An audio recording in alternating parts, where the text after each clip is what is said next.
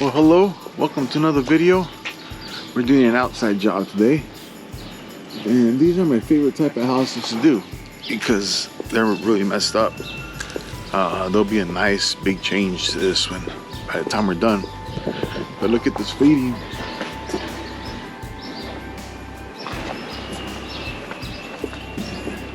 Look at all this, it's terrible. The house isn't that old, probably, I don't know how old it is, but someone tried to touch these up and stuff probably when they sold it. It's in pretty bad shape. But these are my favorite type of houses because they're pretty messed up to begin with, and then you just transform them.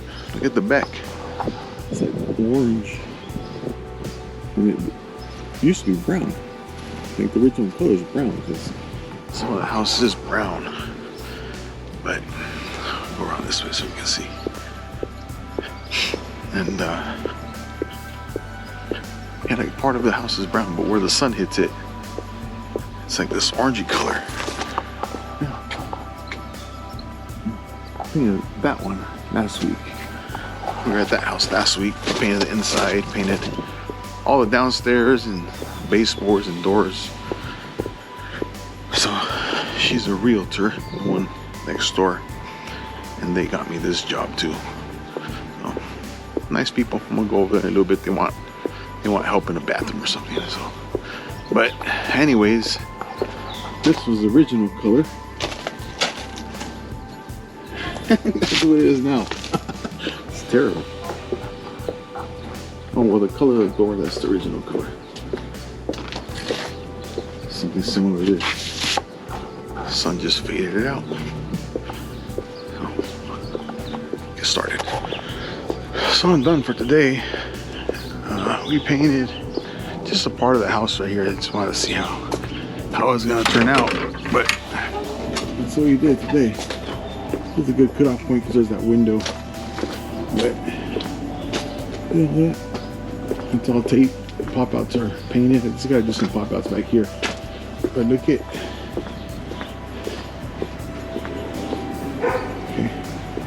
That's the color. And then this is the color it was supposed to be. That's the original color of the house, and that's what it turned into. Most likely whoever painted it used really cheap paint and probably watered it down. That's what I would have to guess. But we're done for today. I got here a little bit late. I got here like at almost noon. It's 3 right now. So just like 4 hours today. Tomorrow will be a long day. That's it for today. Well, we're winding it down here. This is how it turned out. Just finished spraying the garage door. And just cleaning up the pump and stuff. It took us 3 days. We could have done it in 2 days. But I already had it organized for 3 days. I really only worked here like 4, 8, like maybe 12 hours. Hector put in 3 full days, like a little bit less than like 7-hour days. So we're done here. Just cleaning up. He's doing touch-ups. We'll be out of here. It turned out good. Customers seem pretty happy. And then tomorrow, on to the next one. Man, I've been painting garage doors the same way for like as long as I can remember. Like, I don't know, 7-8 years. Same product. And like 2 weeks ago, a buddy of mine from Dunn Edwards told me not to use that product because he explained it to me. So I switched over to the product they told me. And look what happened. I had to do a touch-up. And these 3 squares are a different color. Totally different color. Because everything else was sprayed and I touched that up with the weenie roller and it turned out that way. Terrible. So guess what? I'm switching back to my old paint. It was a good paint. I don't know. He told me that certain colors on that other paint don't do good outside. I shouldn't have listened to him because I've been using the same product for like 7 or 8 years. Never had a callback. And now this happened. Now we were about to leave. I'm leaving. I saw that, so I got to put on the machine again. Terrible. Yeah, I'm not happy about that. and I spray the whole darn thing again. It still doesn't look good now because I didn't have enough paint. So I just wanted to touch that area up, and with the other paint it would have been perfect. But so I'm gonna have to come back because I don't even have any more paint. I'm not gonna go and get some and then come back. So she already paid me and she's happy with it, but I'm not happy with the way it looks. So I'm gonna just let her know I'll come back when I gotta come next door to do a touch up. They're gonna put some Bondo on the door and I'm gonna come touch it up for them. So I'll do this then too. Oh well, live and learn. So let me tell you something that happened. When I barely started working for myself, I used to get kind of upset when I didn't get jobs. Like I would go see a job and they wouldn't give it to me, and I would get upset about it. You know, like, man, what did I do wrong? You know. But over the years, like I know what my pricing's supposed to be. You know, for me to make money, the business to make money, you know, be able to cover everything and all my expenses, paint. So I have a set formula for every house. So it doesn't matter if it's a small house, a big house, you know, essentially it costs the same. It's just a big house obviously costs more, but relatively, you know, speaking, but it's basically the same price, you know, as a small house or a big house. And anyways, I say all this to say this. Painted this guy's house like last year, and he gave my number to his neighbor because the neighbor wanted to get the house painted. So I went over there to see the house, and it's a humongous house. It's like 4,500 square feet, it's just a gigantic house. And then it has like a 2,500 square foot casita in the back, like a whole other house. It's humongous. So I just went into my formula and I put the numbers in and I sent her the bid. It was basically the same price as the neighbor's house because the neighbor's house is pretty big too. So it was almost the same price. But the casita in the back, you know, I got to charge that extra. So I never really follow up with customers when I send them emails. I just would send them quotes. I just let them know, hey, I sent you a quote. It arrives from FreshBooks. That's the company I use to send my quotes. And I say I just text them and say, hey, I sent you your quote. It arrives from FreshBooks. Let me know if you have any questions. So I never really follow. You know, I never call back people and say, hey, you know, did you make a decision?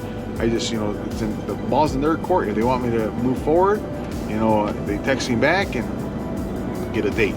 Well, I text this lady. I said, hey, I sent you the quote. I said, let me know if you have any questions. She goes, okay, thank you. And she texts me back later. She says, oh, thank you for the quote. She says, I'm going to go with the other painter. And she gave me the price. And it was like $1,100 less than mine. And she said, and that there was a big price difference. And she says, but I'll keep your number for the future. So I'm thinking to myself, she's either pulling my leg or I don't know. I don't know what I was thinking. I was like, well, that's weird for me to be that much higher. So I text her back and I said, wow, that's a great price. Go with it.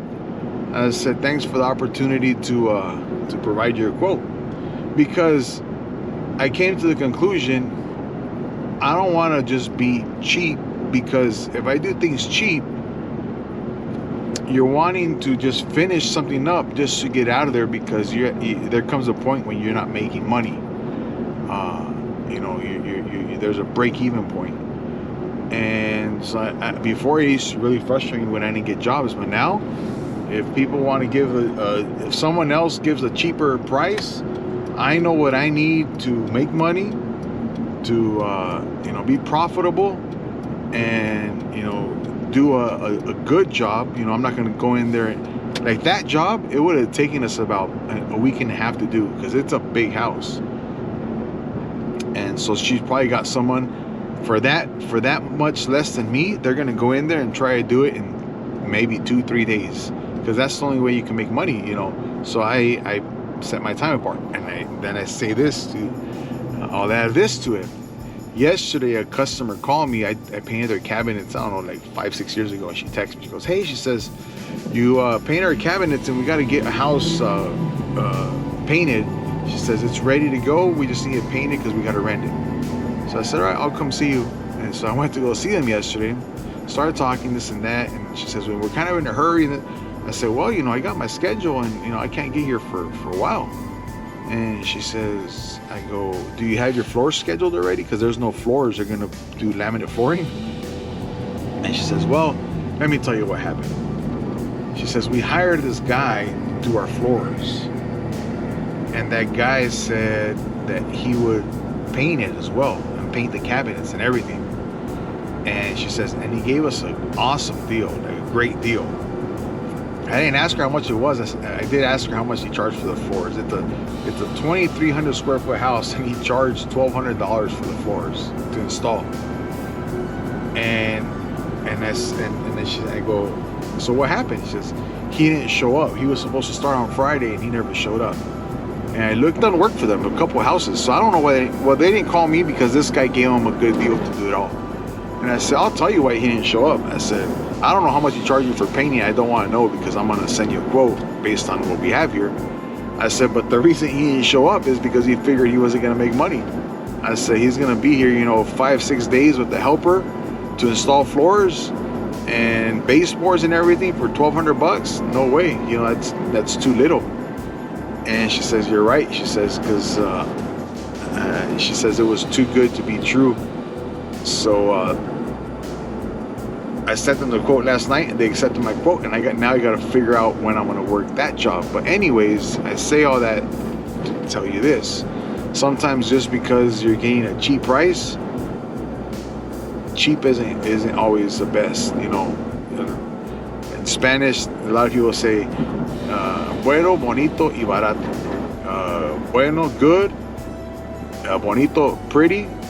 Y barato, and cheap. And to be honest with you, there's no such thing as bueno, bonito y barato. You're either going to get bueno y bonito and it's not going to be barato, or you're going to get barato and it's not going to be bueno or bonito, because you can't have all three.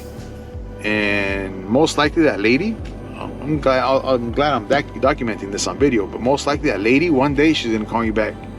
And she's gonna say, hey, you know, something's going on, and with the paint, and I need to repaint it all, or some almost guarantee she's gonna call me, because I'm usually not the cheapest, but I'm usually not the most expensive either. That's what customers have told me in the past. I just go by what I know. That's how I send quotes. You know, I charge what I know I need to make money for the day. You know, make money on the project, pay everything, buy my materials, and everybody's gonna be happy. Customers happy, and I'm happy. So that's that. It's funny because these people, now they're in a hurry, and I didn't overcharge these last people, the ones I went to go see yesterday, because I've done work for them. So I mean, if they would have called me first, I would have gave them a decent deal, you know, still make money, and they'll be happy, I'll be happy. But now they're in a hurry because they're like a week and a half behind schedule. They got to get the house rented, and I don't know. And now they got to find a flooring person. We'll see. I got to go cash the check because I got paid. I told her I'd come back tomorrow or the next couple of days to repaint that garage door. I'm not happy with it, so I'll just take care of it. And that's it. So we'll see you on the next video. Thank you for watching.